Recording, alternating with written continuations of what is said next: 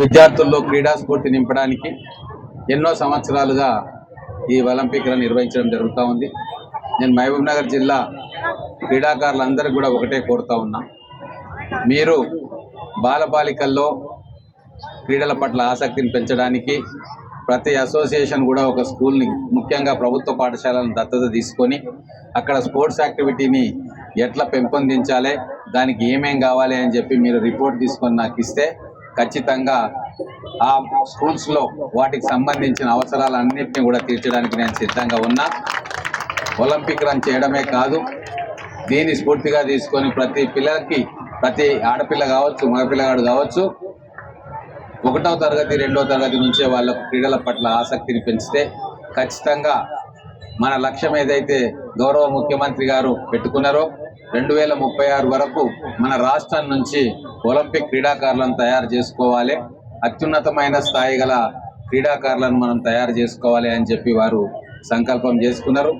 దాని అనుగుణంగానే ఈరోజు యంగ్ ఇండియా స్పోర్ట్స్ యూనివర్సిటీని వారు ప్రారంభోత్సవం చేసుకొని సింగపూర్ తరహాలో ప్రపంచంలోనే గొప్ప స్పోర్ట్స్ యూనివర్సిటీని మన పిల్లల కోసం, క్రీడాకారుల కోసం గౌరవ ముఖ్యమంత్రి గారు ఆలోచన చేసి దానికి శంకుస్థాపన చేసింది.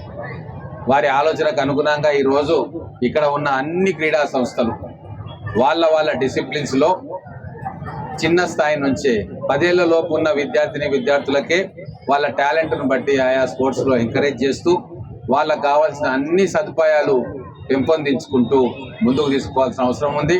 దీనికోసమే మన మహబూబ్ నగర్ పట్టణం క్రీడల్లో ముందుండాలని చెప్పి మహబూబ్ నగర్ ఫస్ట్ అనే కార్యక్రమంలో నవరత్నాల ప్రోగ్రామ్స్లో ఈ స్పోర్ట్స్ యాక్టివిటీస్ని కూడా ఒక రత్నంగా నేను ఆలోచన చేసి పెట్టుకున్నాము. ఏ డిసిప్లిన్ అయినా సరే పిల్లల కోసం ఇన్ఫ్రాస్ట్రక్చర్ ఏది కావాలన్నా కూడా ఇవ్వడానికి నేను సిద్ధంగా ఉన్నా. మన మహబూబ్ నగర్ చదువులతో పాటు ఆటలలో కూడా తెలంగాణలోనే మొదటి స్థానంలో ఉండాలి అని చెప్పి మేమందరం కూడా ఆలోచన చేస్తూ ఉన్నాం. దీనికి పట్టణ ప్రజలు కావచ్చు, అధికారులు కావచ్చు, స్పోర్ట్స్ లవర్స్ కావచ్చు, వీళ్ళందరూ కూడా ముందుండి క్రియాశీలకంగా పనిచేయాలని కోరుకుంటూ నేను మా ఒలింపిక్ అసోసియేషన్ అధ్యక్షులు ఎన్పి వెంకటేష్ గారిని కోరుతా ఉన్నాం. అన్ని క్రీడలకు సంబంధించిన స్పోర్ట్స్ ముఖ్యులను, రిటైర్డ్ వాళ్ళు కావచ్చు, ప్రజెంట్ స్పోర్ట్స్ మెన్ కావచ్చు, వాళ్ళందరితోటి కూడా ఒక సమావేశాన్ని ఏర్పాటు చేస్తే ఒక మాస్టర్ ప్లాన్ తయారు చేసుకుందాం.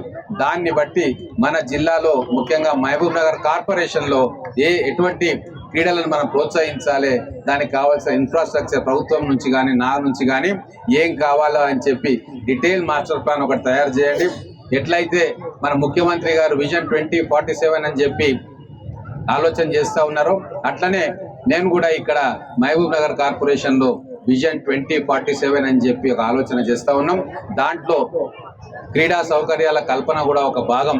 స్టేడియం నిర్మాణము, ట్రాక్స్ నిర్మాణము, కోచ్లను ఏర్పాటు చేయడము, మినిమం సౌకర్యాలు కల్పించడము, డ్రింకింగ్ వాటర్స్, రూమ్స్ ఇవన్నీ కల్పించడం, ఇవన్నీ కూడా విజన్ 2047లో ఒక భాగం.